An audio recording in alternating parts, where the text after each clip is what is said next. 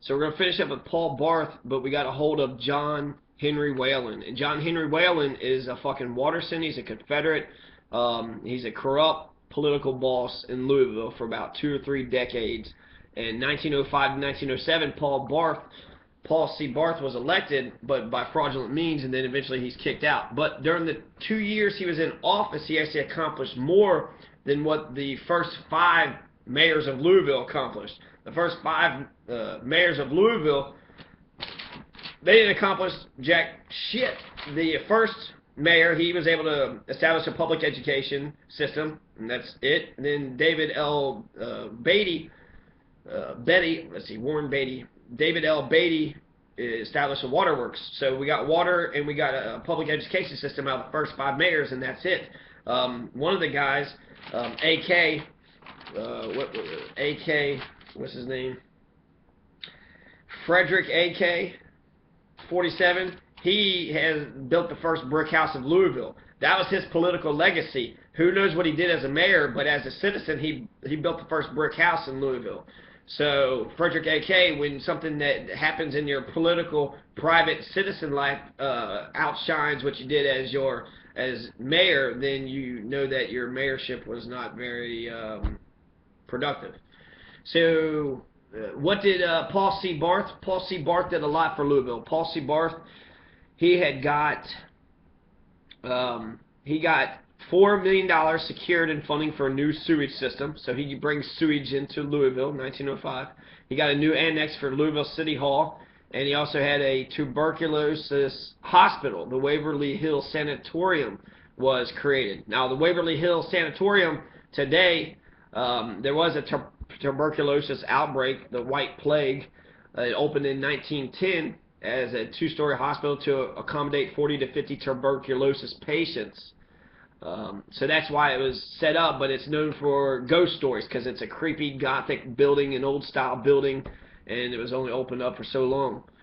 So you have the Waverly Hill Sanitarium, the new annex to the Louisville City Hall, the new $4 million sewage system, and he also put $50,000 up of his own money to buy what became Shelby Park, and eventually he was reimbursed for that. So he has several things, 4 major things that he did in his legacy in the 2 years he was in there that beats the 10 or so years of the first 5 mayors of Louisville. So it's that's pretty impressive. He's, in election fraudulently. He was in power fraudulently for 2 years, but he was able to get some things accomplished during his illegitimate mayorship.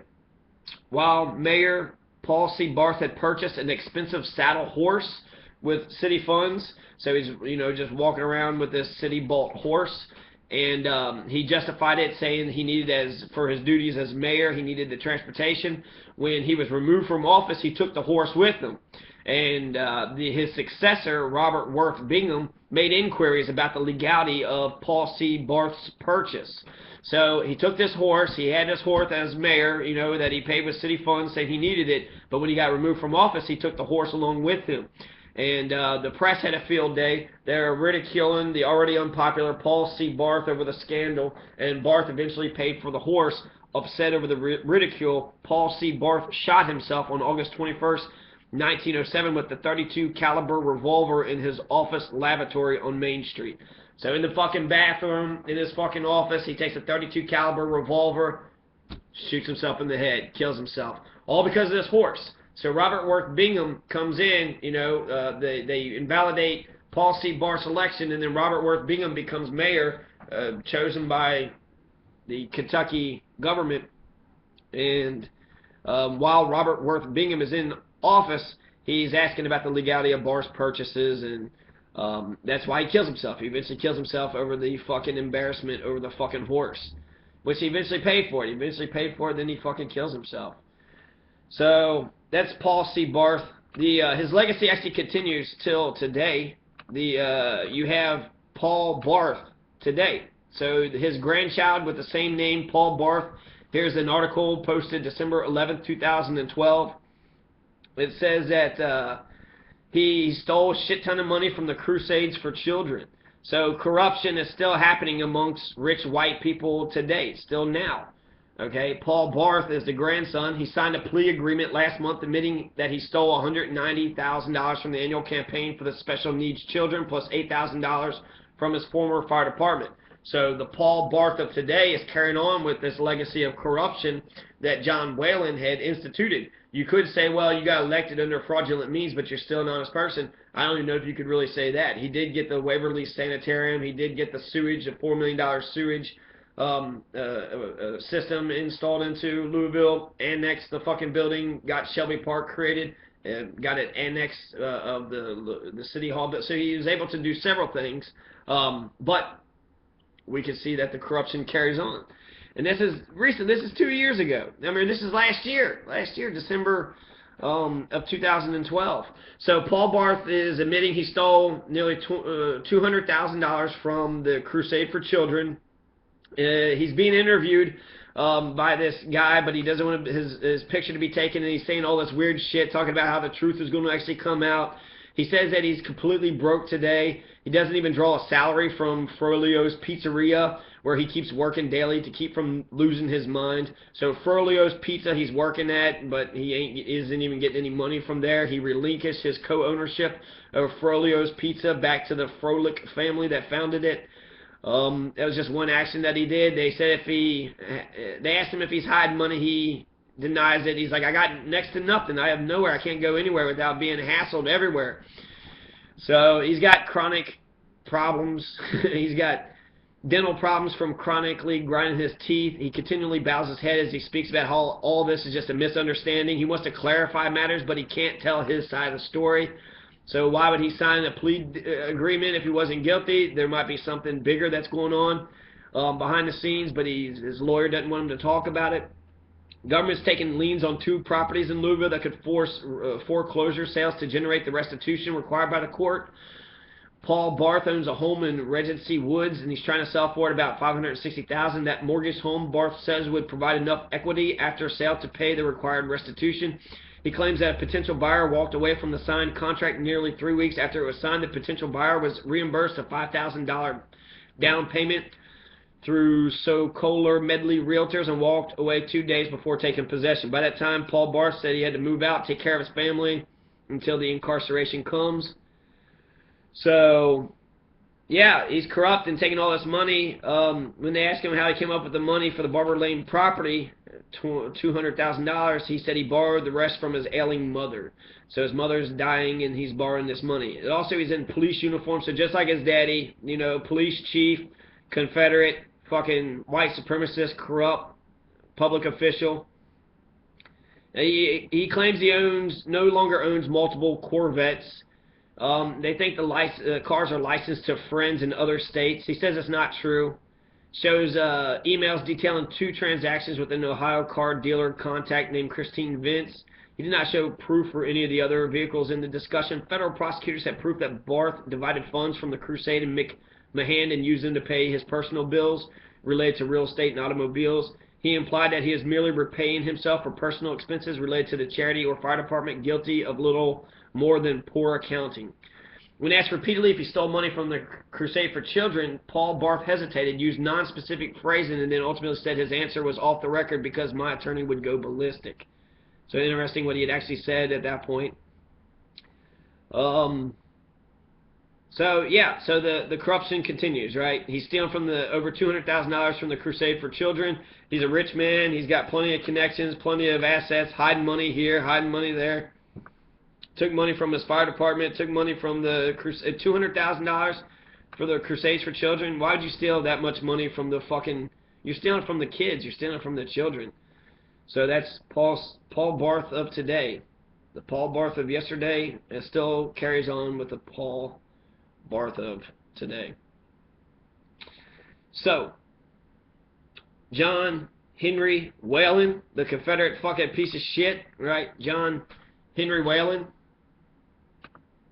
He's a piece of shit, but we brought up a lot of other mayors in this story. William O. Head. So William O. Head was a person that got into office afterwards.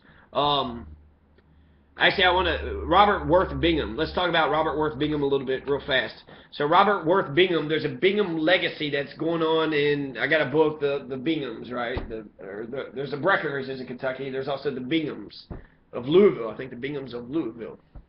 So Robert Worth Bingham, I think he's the patriarch. He's the first man to come into it. He marries into a wealthy family. He receives a law degree at U of L, and he's really ambitious. He becomes the interim mayor of a city in 1907 after the election fraud invalidated the 1905 election. So once Paul C. Barth steps down, Robert Worth Bingham steps up. Robert Worth Bingham starts asking about this horse that Paul Barth had bought or had stolen from the city after he was removed from office, and then because of the debacle about that horse, he takes a fucking .32 caliber pistol and blows his head off while he's in the bathroom of his office on Main Street. So Robert Worth Bingham, who is this guy? You know, he gets into office, and actually he doesn't run for mayor. He's only mayor for 6 months until another person is reelected into the position. But while he was in there for 6 months, he saw what the political machine of John Henry Whalen was doing. He saw that the political machine of John Henry Whalen was really fucking corrupt, and so a lot of people were being fucked with. And because he had anti-corruption moves when he first became mayor, he felt that pressure he wouldn't have been able to win. So a good man could not win in Louisville because of the corruption of the white supremacist, Confederate, Catholic, corrupted fucking piece of shit John Henry Whalen, the political boss. So he inherits all the, his rich wife's money, like $5 million after she dies. Bingham purchases the Courier-Journal and the Times in 1918, which Henry Watterson did not like. He eventually retires once it was bought. 1920s, Robert Bingham used the paper to push for farm cooperatives, improve education, and support the rural poor to challenge the state's Democratic Party bosses. So great legacy, man. I want to hate Robert Worth Bingham because looking at his picture, he's just staring at you all fierce as if like, I'm a man, damn it, take me serious. He's a skinny fucker. He's got he's wearing this suit and he's got his hair like fucking combed, like all perfect off to the side. So he just looks like an aristocratic, but he's actually new money, and I like this. He's for, he's fighting for the rural poor. He's improving education, and he's pushing for farm cooperatives. And he's challenging the state's Democratic Party bosses, such as John fucking Henry, John O. motherfucking Henry Whalen, right? So in the latter endeavor, he became the ally of Governor J.C.W. Beckham, so he's a Goebelite. Bingham himself, earlier in a career, discouraged from running for mayor due to the opposition of John Whalen. He marries a third wife in '94. A strong financial backer of FDR, Robert Bingham was awarded with the ambassadorship to Great Britain in 1933. Started to criticize the rise of fascism and Nazism in 1930s, a time when FDR would not say so because of political concerns at home. And then Robert Bingham was replaced as ambassador to Great Britain by Joseph P. Kennedy Sr., so JFK and RFK's daddy.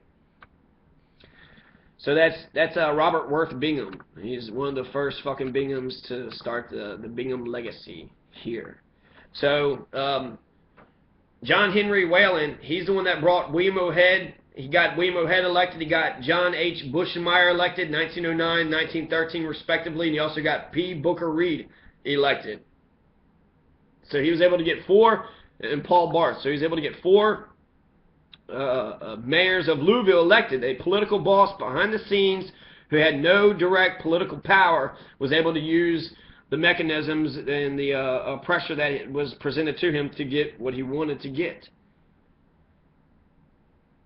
Right? So, so you have John H. Buschmeyer, William O. Head, and P. Booker Reed. So let's take a look at P. Booker Reed. Where P. Booker Reed was mayor from 1885 to 1887. For 2 years he was in office. And so you have 3, P. Booker Reed, William O. Head, John H. Buschmeyer, Paul C. Barth were all mayors of Louisville who John Henry Whalen had helped to get elected. So corrupt party politics, the spoil system, patronage. He was giving out jobs to his buddies, threatening to take jobs away from people who didn't vote for him. So the stalwart of stalwarts, right? Just like why Garfield got assassinated, because of the spoil system, because of patronage, because, you know, if you help some motherfucker get elected, then he's supposed to give you a job, or at least especially to his friends, right? That's sort of how nepotism works. So coming back up with all of fucking John Henry Whalen's mayors, the mayors of John Henry Whalen coming up.